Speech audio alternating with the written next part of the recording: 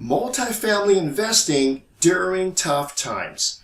Today, it's pretty rough out there, wouldn't you agree, with multifamily investing? In fact, there appears to be no end in sight. The biggest complaint I get these days concerning multifamily investing is, Peter, there are no good deals out there. Guess what? I agree and disagree. So in this video, I'm going to share with you why there are no good deals out there. Yes, exactly. Number two, the root cause of why there are no good deals. And then number three, the three solutions we use as a company to close on good multifamily deals every single month. You don't want to miss this. Let's get started. Let's get started with the 4 reasons why there are no good deals out there, and secondly, the root causes of such. Okay? All right. So there are 4 mountains, I would say, of things that we have to overcome to create good deals, and these are mountains today that are causing us to struggle and to have tough times in multifamily. The first mountain are high interest rates. As you know, interest rates are going up. In fact, I have a video called Thriving When Interest Rates Are Rising. The link will appear there, where I get to talk about how you can be successful in rising interest rate environment. Okay, so check the video out. All right, so what happens when the interest rates are rising and high as they are today, right? What happens? It affects the cash flow on the property, right? So that's reason number 1. People are saying, Peter, when I plug into the formula my mortgage payments, it kills the cash flow. Okay? So that is true. Okay? It does. So it has stopped many deals and caused us to skip many deals because the deal doesn't cash flow today because today's interest rates were this high and 2 years ago they were this low. So that's just the fact of the matter. Okay? All right. That's the first mountain. The second mountain are operating expenses. Okay? If you're in this business, you know since 12 months ago till today, everyone's operating expenses have gone up. Insurance has surely gone up. Property taxes have gone up. Our labor costs have gone up.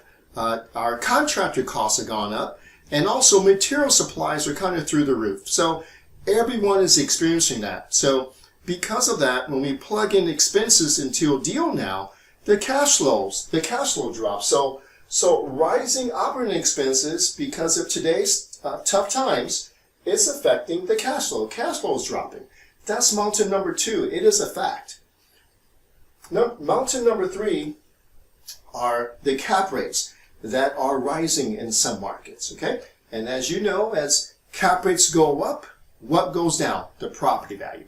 So that's what in some markets we are experiencing today are, the good old days we had market cap rates, compressing. They're dropping, our values are going up. Today, in some markets, cap rates are slowly rising and the property values are dropping. Okay? So when the market cap rates go up, the property values are affected. Okay? So when they go up, their property values go down. That is mountain number 3, and in some markets it is happening. Okay, there's no denial of that. Okay, all right. And mountain number 4 are our favorites, our beloved sellers. Okay, and these days the sellers, here we are. The mountain number 1, we have high interest rates, and then we have high operating expenses, and then we have cap rates going up. We need help from somewhere, right? Or for somebody. So we're asking the sellers, hey, do you see these 3 things happening? Your property is no longer worth this much because I can't cash flow or produce a high enough return on investment because of these 3 things. Sellers are saying, so what? I still want my value. And guess what? Today they're still getting their values. Okay? So seller expectations are still pretty high. Okay? So there is a gap between what the seller wants and what we're willing to pay. Okay, there's a big gap there. It's been there for many years, and guess what? It's still there today. Okay, nothing has changed there. And so because the sellers are stuck on their price still and won't drop the price, our return on investment is affected. Okay, these 4 mountains are the reason why you are saying or believe or have read why there are no good multifamilies out there today. Okay, these are the tough times that we're experiencing today. All right, now what are the root causes? You really need to understand what the root causes are before you can get to any solutions. Don't you agree? All right, so here are the 3 root causes. Okay, number 1 is, the first root cause is market dynamics. You really have to understand what is happening in your market. Okay, now you cannot apply what's happening in your market to another market in another state. They don't coincide. They don't equal to each other. Okay, they're not equal. All right, so what I mean by market dynamics is understanding, what the interest rates are doing to properties in your market, because each market, the high interest rates are being affected differently. Okay, next, cap rates. Now a cap rate in San Francisco is different from a cap rate in a small city in Oklahoma. Cap rates are different. What's happening in your market in terms of cap rates? You really have to understand that. Next are rents, right? You really have to understand what's happening in rents in your market. A rent in San Francisco last year to this year has dropped. Okay, in a small town in Oklahoma, it went up 40%. How do we know? Because we own property there. Okay, so you really have to understand the market dynamics to really understand and have a solution for these 4 things. Okay, next, jobs, right? That is a great market dynamic to understand, because jobs will make you or break you in multifamily. Okay, number 4 is understanding market dynamics is understanding how landlord friendly your market is. Okay, because it affects you raising the rents or not being able to raise the rents, or having struggles getting people out or even in. Okay, so this is a major root cause. The second root cause is the property itself. Okay, what I mean by that is the understanding what the operating expenses of the properties are. Okay, in multifamily, you just can't say this property has, this 12-unit property and over here has the same expenses as the next 12-unit property as the next 12-unit property. That doesn't work in multifamily. And that's the reason why you need to get a coach, because we understand in the 3 different 12 units, they can have very different expenses and thus very different cash flow and very different values. Okay, so you must understand the property itself. Okay, and lastly, to optimize this property, okay, sometimes the root causes of this of all this happening, the understanding of the property itself, how to optimize it, enables you to neutralize some of what's going on here. And I'll share with you in a couple of minutes what those 3 solutions are. Okay, and lastly, seller behavior. Okay, sellers behave completely different in a seller's market and a buyer's market. Okay, so you have to understand that. And one of the great solutions that we have that I will share with you in a couple of minutes is how to overcome a seller's market. Okay, all right, so now you understand what the 4 mountains are and what the 3 root causes of those mountains are. Now that you have this ground floor, this foundation, what I want to do next is take you over to the next screen and share with you why we as a company close deals every single month on good multifamily deals. I'll share with you the 3 solutions. Let's do that next. Here is solution number 1 to your belief that there are no good multifamily deals out there. Okay, solution number 1 is creative financing. You absolutely must learn today, in today's tough market, how to do creative financing. It's an absolute must. Okay, there's no ifs, ands, or buts about it. Okay, and I personally believe that our company, we're the best at it, because we've been doing it for over 2 decades. I believe we're the best. All right, now creative financing is a solution to what? It's a solution to high interest rates. How is that? Well, when you can convince a seller to do creative financing, guess what you can do? Create your own interest rate. That's right. So today's interest rates are at this level. If you can construct a deal that's down here in the cash flows, you just beat the market. Okay, so we can show you how to do that. It's also a solution to low cash flow, right? So what if the property is experiencing low cash flow? so low that the bank says, you know what, we're not going to lend on this. What do? Right? So the seller's motivated, it's in a great neighborhood, you have upside in the rents, you have all these great things, but the lender said no because the cash flow's low. What do? Seller financing. That's what you do. Okay? Number 3, creative financing solution 2, if you're not creditworthy. Okay, so if for some reason you don't have enough net worth, you got bad credit, you don't have enough money or experience, what have you, right? Creative financing is a solution in a tough market like we're in today. Okay. Number 4, creative financing is a solution to, this is a big one, okay, if the seller is stuck on his price. Okay, one of the mountains that I just described to you, when the seller won't budge, when the seller says, Peter, my property is worth this much and I'm sticking with it, right? And what do? Most people just walk away. Not us, okay? We don't walk away yet. So if the deal has potential, we will do something creative, all right? Now, here is how our students react to, this is exactly what they say when we run into this situation, okay? So if the seller's stuck on his price, we will say this, Mr. Seller, I'll give you your price. That's right. I'll give you your price if you give me my terms. That's right. We say that. And every single time, what does the seller say? The seller says, what are your terms? Right?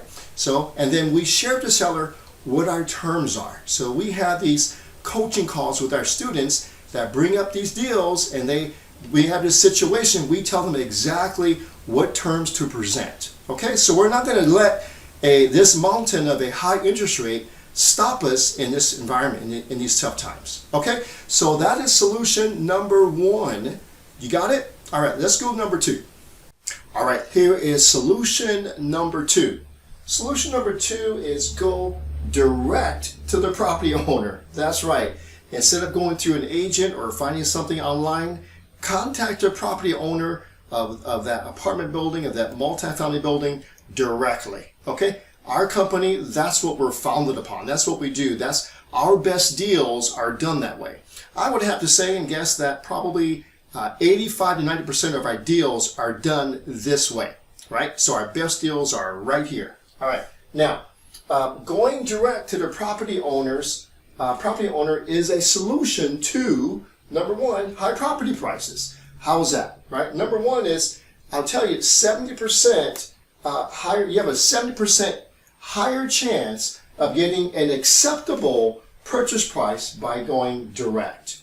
Okay, because there's no one in between telling the owner that your property is worth this much when it probably should sell for this much. Okay, all right.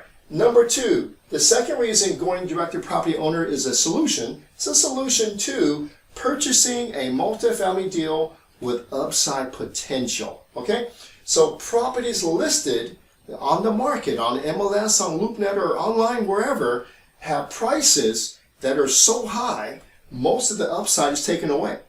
Okay, so if you want to find something acceptable, gives you the best chance of doing that is by going direct.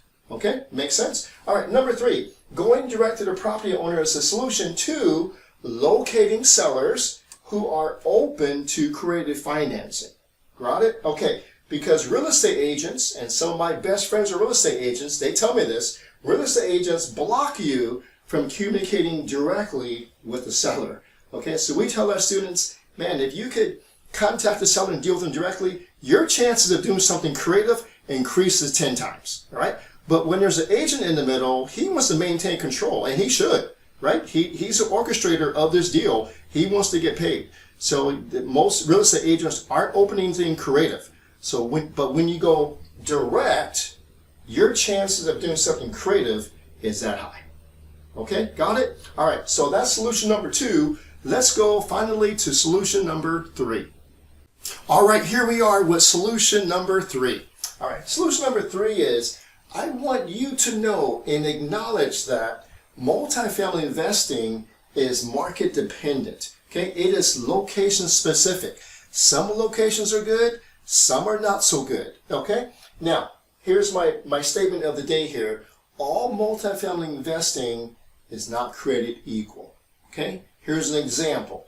Okay, Dallas, Texas. Some of you think that's a great market to invest in multifamily. It is, and it has been for years. Okay, so but the biggest complaint I get from Dallas, Texas is Dallas, Texas has no good cash flowing multifamily deals. Is that true or false? For some of you, a lot of you, that's true. For maybe a few of you, that's false. Okay, but the majority of you will probably agree with this statement because Dallas, Texas is known for high prices. And it has been for years. It's just a great state to invest in multifamily. So high prices, increasing cap rates lately, right? So the values are dropping slightly. The rents are maxed out. So a lot of these places, the rents are maxed. The rents are stable to dropping a little. So they're maxed. And as we know, operating expenses in Texas have always been relatively high. And over the years we've been there. But especially the taxes and insurance is through the roof. I would say the last year and a half. Okay, so that's Dallas, Texas. Okay, and so this backs up the premise of today's video, right? But here's a big but. But certain markets, okay, certain markets in the far western side of Texas, okay, so same state, just different market, have acceptable prices, rising rents, okay, rising values, cap rates that are still lowering and compressing, and just an overall better dynamics than Dallas, Texas. Okay, how do we know that? Okay, how can you say that is true, Peter? Well, it's because I'll read this out to you because you need to understand this. We have our company, Commercial Property Advisors. We have a unique advantage of knowing what's happening. Okay, in those particular markets because we own and operate multifamily properties in about 35 of the 50 states around America. So we keep data from the West Coast, the East Coast, to the South, to the North of what's happening with our deals and our student deals that we're able to share with our students to maximize their property values and help them during tough times. How to find deals and how to operate them. Okay, so I hope you understand that multifamily investing is market dependent. It is completely location specific. You just can't say multifamily is tough. Nope, it's tough for this person, but for our student over here, they're having a great time. Okay, all right, thank you everyone. So I really hope you enjoyed this video. If you'd like to learn more about what our students do and how we help them with these types of things, go ahead and apply to be our protege. The link will appear right there. Or just go ahead and just subscribe to this YouTube channel. Like this video. That really helps us out. It encourages me, by the way. But also, if you just want to learn about commercial real estate and multifamily investing, a link will appear on the screen. You can download my book for free, no obligations, Commercial Real Estate for Beginners. So download it and have at it, have fun. All right. Thank you, everyone. I'll see you at the next video.